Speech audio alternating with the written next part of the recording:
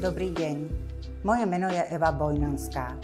27 rokov pracujem ako neurológ, z toho 17 rokov na neurologickej ambulancii.